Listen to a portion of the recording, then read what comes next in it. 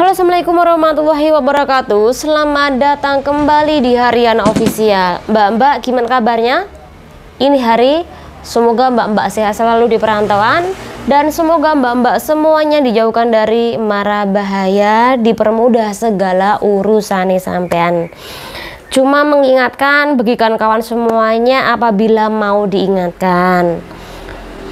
Sampean memiliki permasalahan apapun itu, permasalahan tentang apapun itu, percayalah bahwa setiap permasalahan Anda itu pasti ada jalan keluar.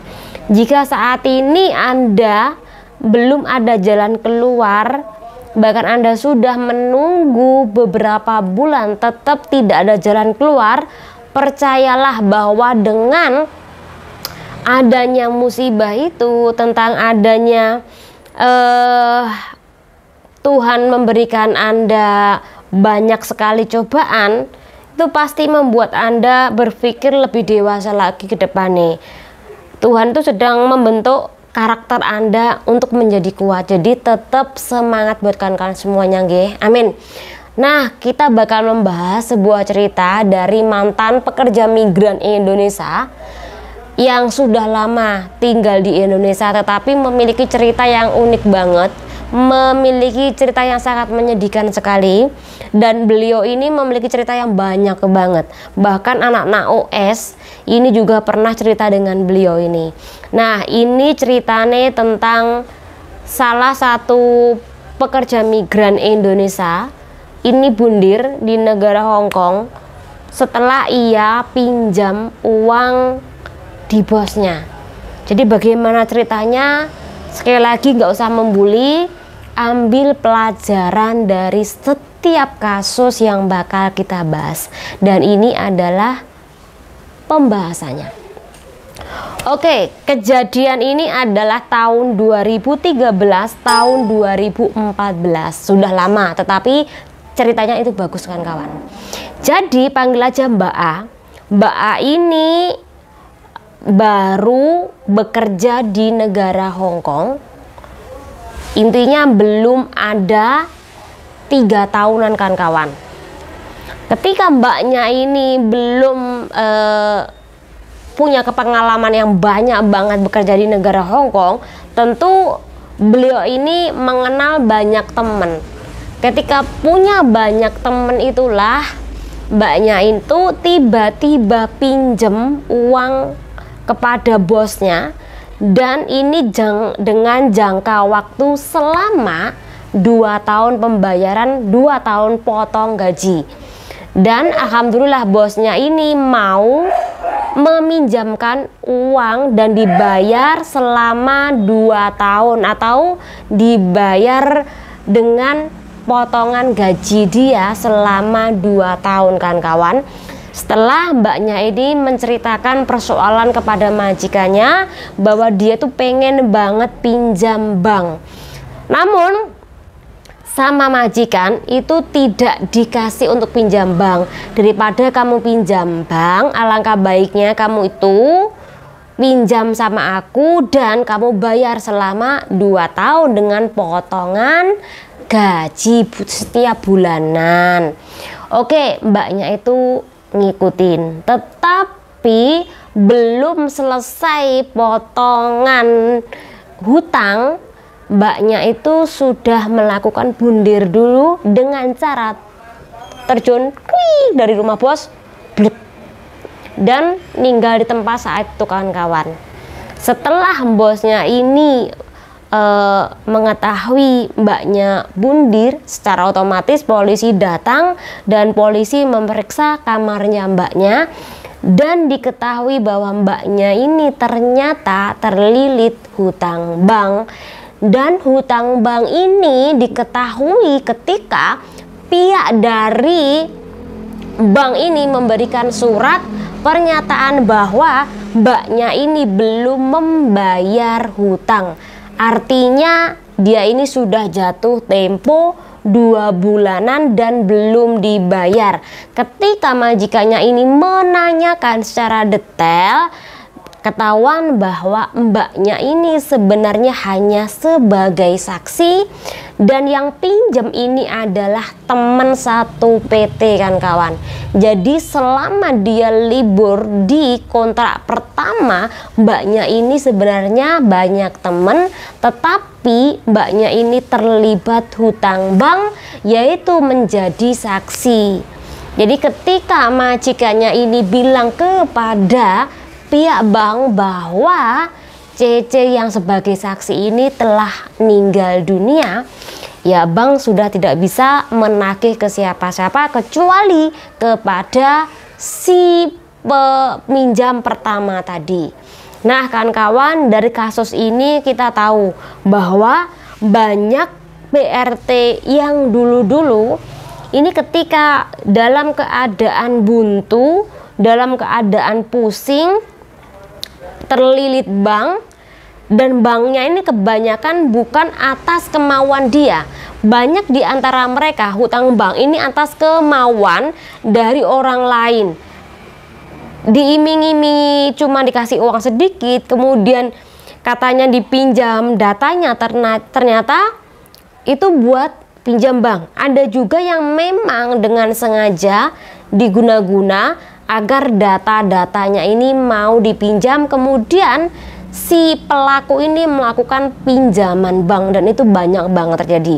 Ini adalah salah satu kisah dari sekian ribu banyak para pekerja migran di luar negeri ini terlilit hutang bank, bukan karena dipakai dia sendiri, tetapi karena orang lain yang dengan sengaja, dengan sadar telah melakukan penipuan kepada kawan-kawan kita atau korban sesama pekerja migran Indonesia.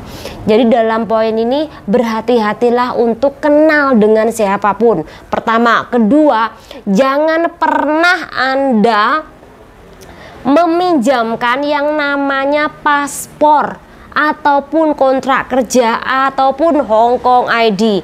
Jika ada salah satu teman Anda ini meminjam Hong Kong ID sampean, jangan dikasih. Karena ketika sudah dikasih, banyak hal yang bisa saja terjadi di dalamnya. Pertama, untuk hutang bank. Kok bisa? Bisa mbak. Nah tak ceritain yo. Adalah salah satu kasus yang dimana perkaranya adalah tentang peminjaman Hong Kong ID kemudian buat hutang bank kawan-kawan. Kemudian yang kedua, ketika Anda Hong Kong ID-nya dipakai, itu bisa dibuat untuk mendaftar kartu SIM card di Hong Kong. Ketika untuk mendaftar SIM card di Hong Kong, ya kalau pelakunya ini baik, kalau pelakunya jahat kemudian menggunakan SIM card Anda untuk memeras orang lain, untuk melakukan kejahatan, untuk mengancam, siapa yang kena? Anda mbak. Jadi itu kenapa dek, yang anak-anak baru ini jangan sampai meminjamkan yang namanya Hong Kong ID ke orang lain. Please, ini sudah zaman modern. Jangan mau diperbodoh oleh hal-hal yang sepele, oleh orang-orang yang koran katanya baik sama sampean, suka memberi sama sampean, suka ngajak sampean jalan-jalan, ngajak shopping ini, ngajak makan ini, kemudian ngajak kemana-mana dan semuanya gratis untuk sampean. Tapi jika ujung-ujungnya data-data Anda dipinjam, mendingan dihindarin. Jangan bilang nggak enak, ya nggak enak mampu sampean.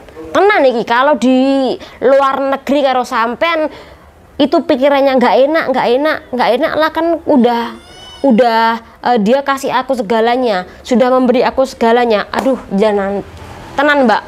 Ini kalau sampean pikirannya masih bilang nggak enak-enakan, itu fatal apa akibatnya. Jadi sekali lagi buatkan kalian semuanya untuk menghindari perkara seperti ini ya. Itu aja pesan saya. Dan dari kasus ini akhirnya apa kan kawan?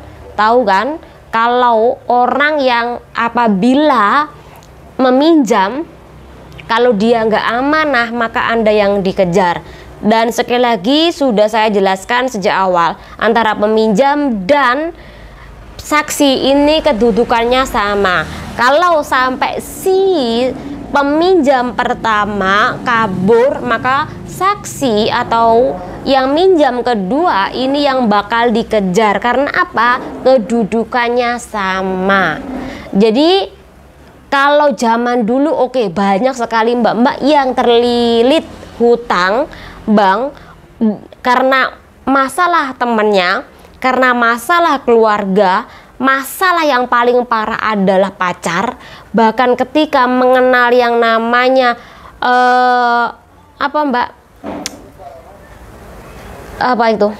investasi, mengenal yang namanya investasi, kemudian sampai bundir, ini juga banyak banget.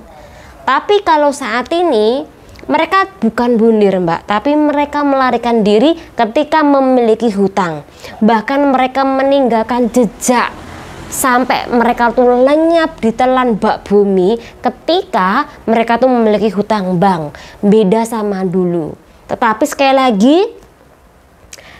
tak sarankan jangan sampai melakukan bundir, karena bundir itu tidak menyelesaikan masalah, sampean malah kena masalah. Jangan bilang ketika bundir udah selesai, masih ada kehidupan lainnya lagi. Entah itu kehidupannya yang tidak terlihat, Anda bisa saja ya dijadikan objek untuk perbuatan orang jahat. Itu bisa saja terjadi. Karena kalau sampean banyak membaca sebuah kisah misteri dimanapun, bahwa ketika bundir itu bukan selesai masalah mbak, malah nambahin masalah sampean ke depannya. Itu belum Anda diminta pertanggungjawaban oleh Tuhan Anda. Semoga bermanfaat. Intinya hati-hati di negeri orang. Pokoknya mbak-mbak semuanya fokus kerja. Sampean sing lama kerja di negara orang, kalau sampean nggak fokus kerja, kalau sampean nggak ada tabungan, sampean balik dianggap nggak berguna mbak. Tenan. Jadi mulai saat ini nabunglah sebisanya. Kalau sampean punya hutang, cepat disaur kemudian nabung. Kalau sampean punya hutang tapi pikirane sampean masih nggak mau nyarutang, udah dapat uang yang banyak nih, melarikan diri. Percayalah, uang yang sampai dapatkan itu bagaikan air yang mengalir dan nggak barokah, cepet habis dan nggak ada barokahnya. Tapi ketika sampai berusaha untuk bayar hutang, berapapun yang sampai punya, walaupun utang sampai 10.000, tapi sampai dapatnya turahan gaji atau sisa gaji sampean cuma 500, bayaran mbak saisone sampean cuman 100-200 nggak masalah, sampean pasti ada jalan keluarnya. Tapi kalau sampean sejak awal tidak punya niat untuk membayar hutang, ngalamat sampean bakal sengsara, rezekinya sampean mampet. Percayalah pada ucapan saya.